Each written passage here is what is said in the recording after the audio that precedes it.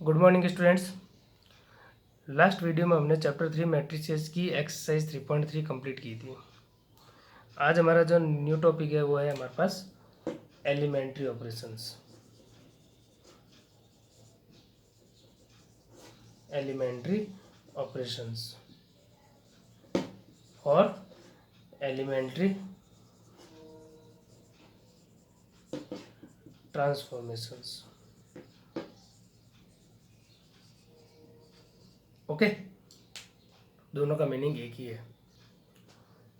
तो जो elementary operations होते हैं वो दो टाइप के होते हैं, row elementary operations and column elementary operations. ठीक है, तो दोनों एलिमेंट्री ऑपरेशंस के भी आगे तीन पार्ट होते हैं, तीन टाइप्स के हम अप्लाई कर सकते हैं। फर्स्ट है कि कोई भी दो रो को हम आपस में इंटरचेंज कर सकते हैं। सेकंड, कोई भी रो को हम किसी कांस्टेंट से मल्टीप्लाई कर सकते हैं। Third is r i equals to r i plus k r j. ठीक है, इसका मीनिंग क्या हो गया कि हम किसी भी रो में किसी दूसरे रो को किसी कांस्टेंट से मल्टीप्लाई करके ऐड कर सकते हैं।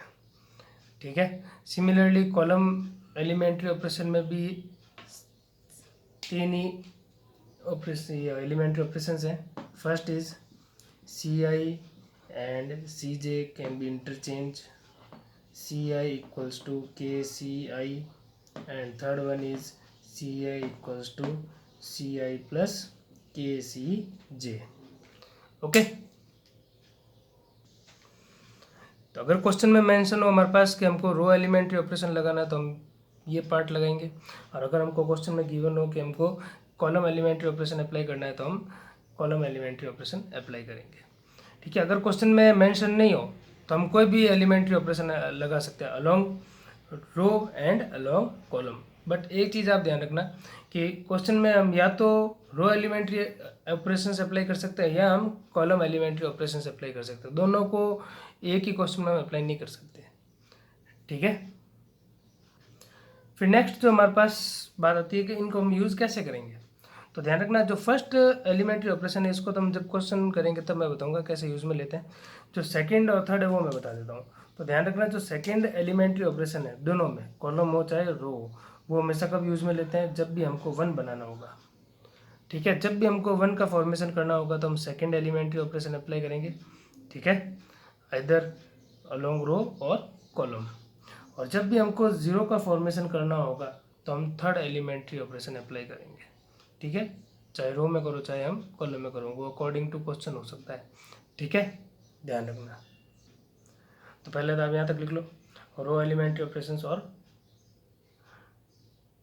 कॉलम एलिमेंट्री ऑपरेशंस के दोनों तीनों के तीनों ये लिख लो पार्ट्स। ओके, फिर बात आती है हमारे पास कि ये एलिमेंट्री ऑपरेशंस हम कहाँ यूज़ में लेते हैं। तो ध्यान रखना, ये जो एलिमेंट्री ऑपरेशंस है वो हमेशा हम इन्वर्स फाइंड करने के लिए यूज़ में लेते हैं। और इन्वर्स किसका फाइंड करते हैं, मैट्रिक्स का। तो ध्यान रखना, जब भी मैट्रिक्स का इन्वर्स हमको फाइंड करना होगा तो हम एलिमेंट्री ऑपरेशन से अप्लाई करेंगे। ठीक है, तो अब इन्वर्स भी हम किसका फाइंड कर सकते हैं, तो ध्यान रखना सिर्फ और सिर्फ स्क्वायर मैट्रिक्स का हम इन्वर्स फाइंड कर सकते हैं और किसी का फाइंड नहीं कर सकते। It means only square matrices are invertible. Okay, सिर्फ स्क्वायर मैट्रिक्स है जो इन्वर्टिबल होती है और कोई भी मैट्रिक्स इन्वर्टिबल नहीं होती है। ठीक है, तो यहाँ पर हमारे पास एक वर्ड आ रहा है इन्वर्टिबल मैट्रिक्स। इन्वर्टिबल मैट्रिक्स क्या होता है? इन्वर्टिबल मैट्रिसेस, सपोज हमने दो मैट्रिक्स ली ए एंड बी और दोनों का ऑर्डर क्या है, सेम है एम। ठीक है, तो अगर हम इन दोनों को मल्टीप्लाई करते हैं, ए इंटू बी करें या बी इंटू ए करते हैं, तो अगर हमारे पास आंसर है जो आई आता है, आई मीन्स यूनिट मैट्रिक्स, तो है जो दोनों मैट्रिक्स एक दूसरे की क्या होगी, inverse. It means B is inverse of A, B is equals to inverse of A. Okay, आया समझ में? Okay, then right, we can find inverse of square matrix, we can find inverse of square matrix by using elementary operations or transformations. Okay, now next जो heading है हमारे पास वो है invertible matrices. Okay, देखो heading invertible matrices. Let A and B are square matrices of same order M.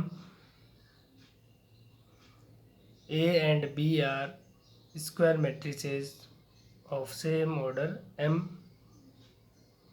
such that AB equals to BA equals to I. AB equals to BA equals to I. Then B is called inverse of A. Then B is called inverse of A, and A is also called inverse of B. Okay, फिर invertible matrix में हमारे पास कुछ और conditions होती है जो हम next chapter determinants में पढ़ेंगे. फिर बात होती है हमारे पास कि हम इसका इन्वर्स कैसे फाइंड करेंगे. तो सपोज हमको एक स्क्वायर मैट्रिक्स दे रखी है ए, ठीक है, तो इसको हम ऐसे लिख सकते हैं ए इक्वल्स टू आई ए या ए आई लिख सकते हैं. ठीक है, तो हम इसमें अगर इसको इन्वर्स फाइंड करने तो इसमें हम क्या अप्लाई करेंगे, एलिमेंट्री ऑपरेशन से अप्लाई करेंगे. ठीक है, चाहे रो एलिमेंट्री ऑपरेशन अप्लाई करो चाहे कॉलम एलिमेंट्री ऑपरेशन अप्लाई करो. तो जो एलिमेंट्री ऑपरेशन अप्लाई करेंगे तो वो दोनों साइड में लगेंगे, एलएचएस में भी लगेगा और आरएचएस में भी अप्लाई होगा. तो अप्लाई कैसे करेंगे हम कि हम जो एलएचएस में जो ए है इसको हम क्या बनाएंगे, आई का फॉर्मेशन करेंगे यहाँ पर. ठीक है, ए को हम आई में कन्वर्ट करेंगे. तो अगर ए को हम आई में कन्वर्ट करेंगे तो इस आरएचएस में जो आई है इसमें भी चेंजेस आएंगे. तो आरएचएस में जो आई है इसमें जो चेंजेस आएंगे, चेंजेस आने के बाद जो हमारे पास जो मैट्रिक्स फाइंड करेंगे हम, वो हमारे पास क्या होगी, इन्वर्स ऑफ ए. आया समझ में. अभी हम ये डिटेल में क्वेश्चन करेंगे जब आपको अच्छे से और समझ में आ जाएगा. अब एक चीज़ आप ध्यान रखना कि सपोज अगर हमको कोई भी स्क्वायर मैट्रिक्स में रो एलिमेंट्री ऑपरेशन अप्लाई करना है, तो अगर हम रो एलिमेंट्री ऑपरेशन अप्लाई करेंगे तो हमारे पास जो मैट्रिक्स बनेगी, जो यूनिट मैट्रिक्स बनेगी वो हमेशा कैसे बनेगी, कॉलम वाइज बनेगी. मतलब पहले फर्स्ट कॉलम, फिर सेकंड कॉलम, फिर थर्ड कॉलम, ऐसे बनेगी अगर हम रो एलिमेंट्री ऑपरेशन अप्लाई करते हैं. ठीक है, अगर हम कॉलम एलिमेंट्री ऑपरेशन अप्लाई करेंगे तो हमारे पास रो वाइज बनेगी. ठीक है, पहले फर्स्ट रो, फिर सेकंड रो, फिर थर्ड रो. आया समझ में. तो ध्यान रखना, अगर रो एलिमेंट्री ऑपरेशन अप्लाई करते हैं हम तो हमारे पास जो यूनिट मैट्रिक्स बनेगी वो क्या बनेगी, कॉलम वाइज. ठीक है, और अगर हम कॉलम एलिमेंट्री ऑपरेशन अप्लाई करते हैं तो हमारे पास जो यूनिट मैट्रिक्स बनेगी वो क्या बनेगी, रो वाइज बनेगी. ठीक है, एक्सरसाइज 3.4 में क्वेश्चन नंबर 4 उसको हम सॉल्व करेंगे. तो जो कैसे सॉल्व करते हैं वो आपको अभी समझ में आ जाएगा. फोर्थ क्वेश्चन हमको दे रखा है 2, 3, 5, 7. इसका हमको इन्वर्स फाइंड करना है. then let us consider it is a, then it can be written as a equals to ia और ai. ओके, तो अगर यहाँ पर हम a और i की वैल्यू पुट कर दे तो a इक्वल्स टू, तो यहाँ पर क्या है 2, 3, 5, 7. i क्या हो जाएगा, देखो ये 2 इंटू 2 की मैट्रिक्स है तो i भी 2 इंटू 2 का ही होगा, तो 1, 0, 0, 1. अब यहाँ पर इस a की वैल्यू पुट करना रिक्वायर्ड नहीं है, आराम से इसको पुट नहीं करोगे तो भी हम सॉल्व कर सकते हैं. ठीक है, तो वो कैसे सॉल्व होगा हमारे पास, तो देखो ये ध्यान रखना कि देखो अब हमको इस ए को यूनिट मैट्रिक्स में कन्वर्ट करना है. तो यूनिट मैट्रिक्स में कैसे कन्वर्ट कर सकते हैं, तो देखो यूनिट मैट्रिक्स में हमारे पास क्या होता है 1, 0, 0, 1 ये होता है. तो मैं पहले रो एलिमेंट्री ऑपरेशन अप्लाई कर रहा हूँ. तो रो एलिमेंट्री ऑपरेशन अप्लाई करने के लिए देखो यहाँ पर देखो जो A11 है इसको हमको 1 बनाना पड़ेगा. तो ये A1, 1 कैसे बन सकता है, सेकंड एलिमेंट्री ऑपरेशन जो मैंने बताया था. मतलब इस पूरे को हम क्या करेंगे, 2 से डिवाइड कर देंगे. 2 से डिवाइड कर देंगे या हाफ से मल्टीप्लाई कर दो, दोनों का मतलब एक ही है. तो यहाँ पर हम क्या लिख रहे हैं, देखो ये किस में आ रहा है, फर्स्ट रो आ रही है ये, तो आर आई को क्या हो गया, ये R1 हो गया। R1 की जगह हम क्या कर देंगे, हाफ R1, मतलब R1 को हमने हाफ से मल्टीप्लाई कर दिया। तो जैसे इसको मल्टीप्लाई करेंगे तो जो ये एलिमेंट्री ऑपरेशन है दोनों साइड में अप्लाई होगा। तो जैसे यहाँ पर 2 में 2 का डिवीज़न करेंगे तो यहाँ क्या हो जाएगा 1, यहाँ हो जाएगा हमारे पास 3/2, second row as it is in RHS it will be half 0.20 and again second row is as it is okay. यहाँ पर ए की वैल्यू पुट करना जरूरी नहीं है क्योंकि उसको बिना पुट किए भी हम सॉल्व कर सकते हैं, इसलिए मैं नहीं कर रहा हूँ। ठीक है, अब देखो फिर हमारे पास आता है, मैंने अभी आपको बताया अगर रो के अलॉन्ग हम एलिमेंट्री ऑपरेशन अप्लाई करेंगे तो हमारे पास कॉलम वाइज मैट्रिक्स बनेगी, मतलब जिसको हमने 1 बनाया उसके नीचे जो है उसको हमको पहले 0 बनाने पड़ेंगे। तो 0 बनाने के लिए देखो यहाँ पर क्या आ रहा है, ये सेकंड है, सेकंड ही रो है ये R2 में ये जो एलिमेंट है A21 इसको हमको 0 बनाना है। तो ये 0 कैसे बनेगा, यहाँ पर देखो यहाँ क्या आ रहा है 5, इस 5 को हम 0 कैसे बना सकते हैं, तो यूँ ने इसको 5 से सब्ट्रैक्ट कर देंगे तो जाएगा। तो ध्यान रखना जिसको हमने 1 बनाया उसको यूज़ में लेकर इसको हमको 0 बनाना है। ठीक है, हमको 5 को 0 बनाना है, किसको यूज़ में लेकर, जिसको हमने 1 बनाया उसको यूज़ में लेकर हमको इसको 0 बनाना है। तो इसको हम ऐसे लिख सकते हैं क्या, देखो सपोज जिसको हमने 1 बनाया पहले इसको 5 से मल्टीप्लाई करेंगे, देन 5 - 5 0 हो जाएगा। तो ये क्या है, फर्स्ट रो है, तो फर्स्ट रो को हमने 5 से मल्टीप्लाई किया। ठीक है, देन सेकेंड रो में जो हमारे पास 5 था इसको हमने सब्ट्रैक्ट कर दिया। तो हम इसकी जगह ऐसे लिख सकते हैं कि R2 = R2 - 5R1। आया समझ में। ठीक है, वापस देख लो कि जिसको भी हमको 0 बनाना है, ठीक है, जिसको भी हमको 0 बनाना है वो 0 कैसे बनेगा, जिसको हमने 1 बनाया उसको यूज़ में लेकर, ठीक है, उसको यूज़ में लेकर हमको बाकी जो कॉलम वाइज या रो वाइज जो भी मेरे होंगे एलिमेंट्स उनको 0 बनाना है। ठीक है, अगर रो एलिमेंट्री ऑपरेशन लेंगे तो कॉलम वाइज का फॉर्मेशन होगा और अगर कॉलम एलिमेंट्री ऑपरेशन लेंगे तो रो वाइज फॉर्मेशन होगा। ठीक है, तो यहाँ पर हम 5 को 0 कैसे बनाएंगे, पहले 1 को 5 से मल्टीप्लाई करेंगे, देन दोनों मल्टीप्लाई होने के बाद सब्ट्रैक्ट कर देंगे दोनों को। आया समझ में। तो 5 तो यहाँ पर क्या आ रहा है R2, 1 क्या आ रहा है R1, तो R1 को पहले 5 से मल्टीप्लाई करना पड़ेगा, देन R2 - R1 क्या हो जाएगा हमारे पास 0। आया समझ में। तो देखो ये जो एलिमेंट्री ऑपरेशन है वो किस में लग रहा है, रो में लग रहा है, सेकेंड रो में। तो फर्स्ट रो तो एज इट इज़ रहेगी 1 3/2 तो एज इट इज़।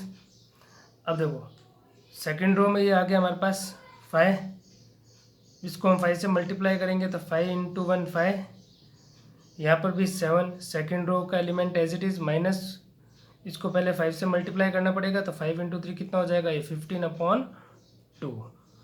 आया समझ में।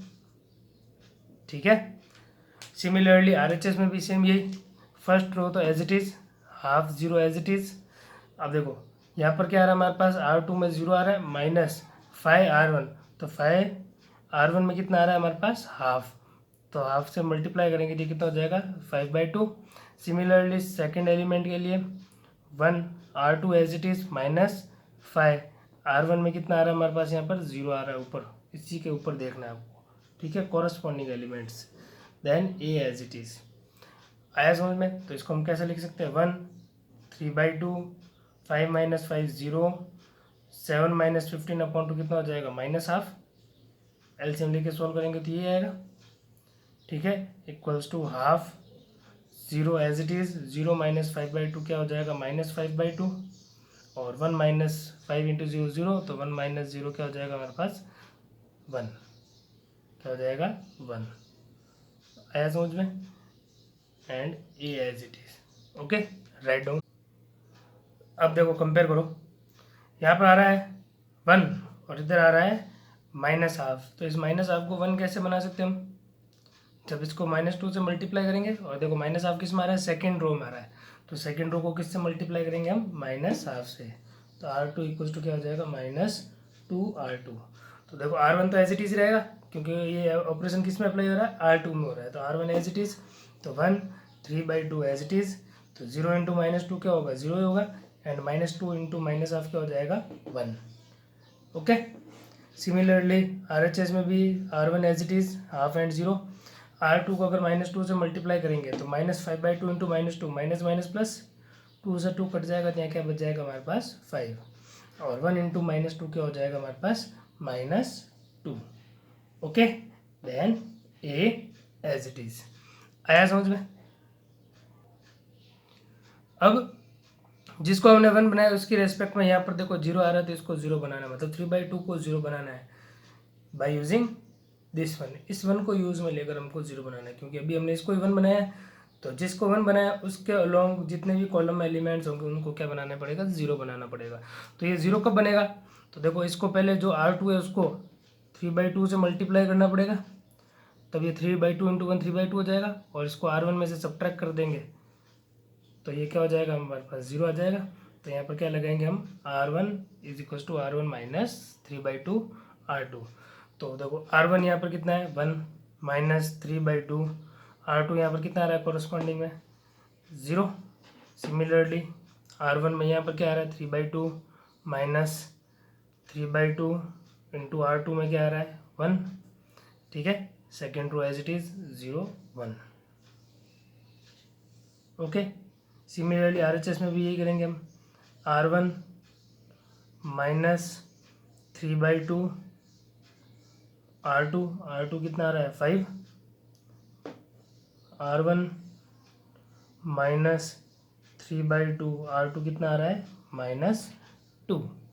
Okay, then 5 - 2 as it is into A as it is.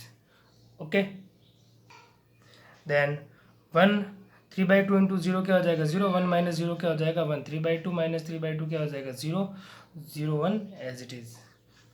Okay, और RHS में हाफ, इसको सॉल्व करेंगे तो ये कितना आएगा 3 इंटू 5 15/2, तो half minus 15/2, 0 minus minus plus 3/2 into 2, तो कट के यहाँ बच जाएगा यहाँ पर 3, 5 - 2 as it is. Okay, into A as it is. ठीक है, अब नेक्स्ट 1 0 0 1 एज इट इज, इसको सॉल्व कर लेंगे तो क्या आ जाएगा 1 माइनस 15 माइनस 14/2 कितना हो जाएगा -7, 0 + 3 कितना हो जाएगा 3, 5 as it is -2 as it is. Okay, into A as it is. तो देखो अभी यहाँ पर I बन गया, तो I बनने के बाद जो I में जो चेंजेस आया वो हमारे पास क्या हो जाएगा A इनवर्स। तो हमारे पास ये क्या आ गया A इनवर्स -7 3 5 एंड -2। ओके, तो इस हिसाब से आपको जितने भी 2/2 की जो मैट्रिक्स है 2 इंटू 2 की जो मैट्रिक्स है उसके हमको इन्वर्स फाइंड करने हैं। तो आज आपका ये होमवर्क है। ठीक है, एक्सरसाइज 3.4 के क्वेश्चन नंबर 14 तक ट्राई करना। ठीक है, जितने हो जाए। ठीक है, good bye, take care yourself and your family, stay home and stay safe.